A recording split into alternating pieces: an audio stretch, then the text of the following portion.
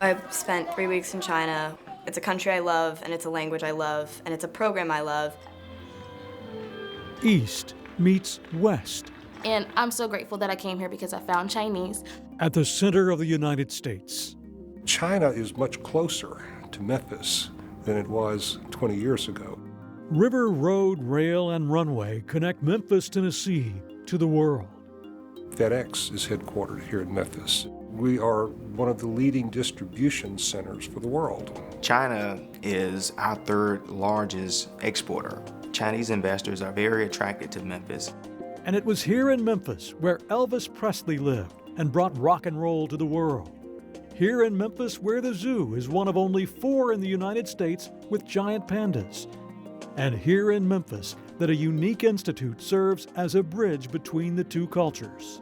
We understand there's a lot of similarities. People can work together.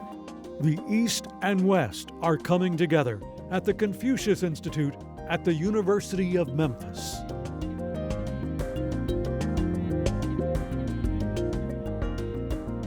Dr. Sheng-De Kung is headed to the 11th floor of the tallest building at the University of Memphis. That's where he volunteers as director of one of more than 400 Confucius Institutes around the world. First thing, after the elevator open up, you see the Confucius statue. Dr. Kung is a 75th direct descendant of the famous philosopher who sought to find harmony through ethical conduct. The local sculptor of the bust used the family resemblance to his advantage. So he said, well, since you are descendant of Confucius, so he actually asked my picture and he actually used my ear, used my hands. It was Dr. Kung's dream to bring the Institute's mission of promoting Chinese language and culture to the University of Memphis. In order for people to understand each other, you really have to dig into and you have to understand each other and then build up these good relationships.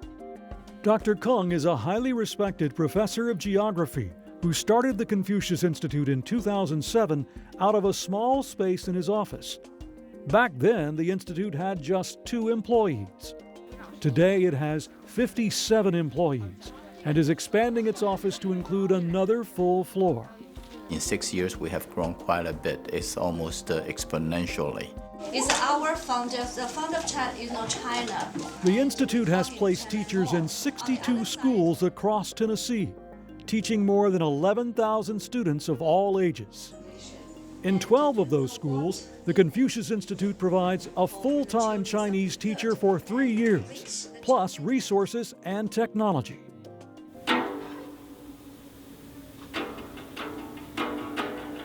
In 2013 alone, 30,000 people attended cultural programs, projects, and activities hosted by the Institute, like this Chinese New Year celebration.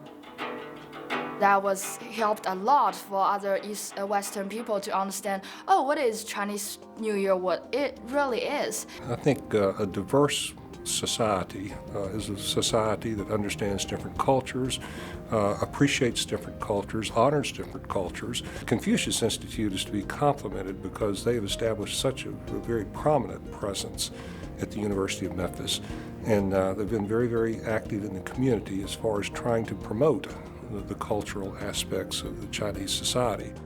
Awards and recognition from government leaders and schools line the shelves of the Institute, along with artifacts donated by some of the Institute's many supporters. One of the things that makes the Confucius Institute at the University of Memphis so effective is the enthusiastic support of the university administration, including its provost, Dr. David Rudd, who has traveled to China to meet with Confucius Institute leaders. Another thing that makes the Institute in Memphis so effective is its structure. It's made up of 5 centers. Now this is the left part. The first center, the Center for Chinese Language and Cultural Teaching, partners with schools across Tennessee to teach and promote the Chinese language and culture. The Institute helps teachers bring the lessons to life, like creating fun craft projects for the Chinese New Year. And all these students, adults actually learning Chinese, they become more interested in learning Chinese culture. The Center for Chinese Language Teachers Training helps teachers be their best, And when that happens, students respond. My instructor is Zhang Laoshi, and she's a really great teacher, and she is what really just made me fall in love with the Chinese culture and the language.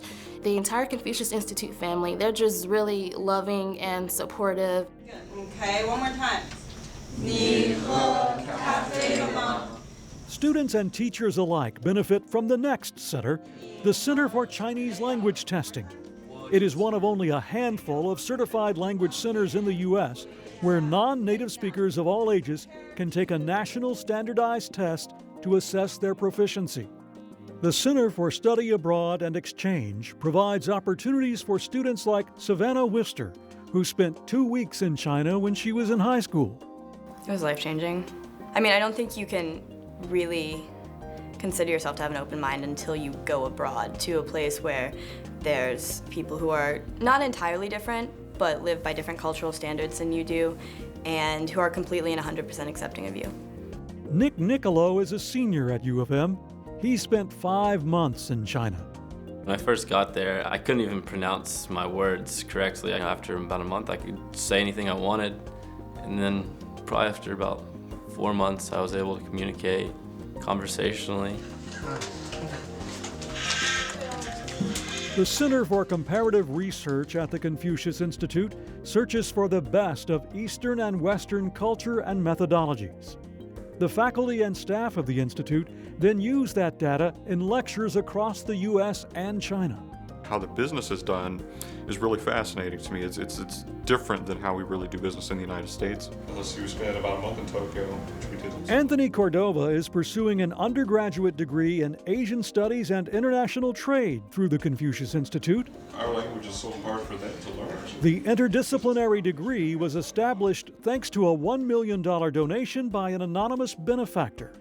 We get the Asian culture study with the languages and how the people interact, but we also get the business side of it. We get economics that we have to go through. We have international economics that we go through, as well as international monetary policy.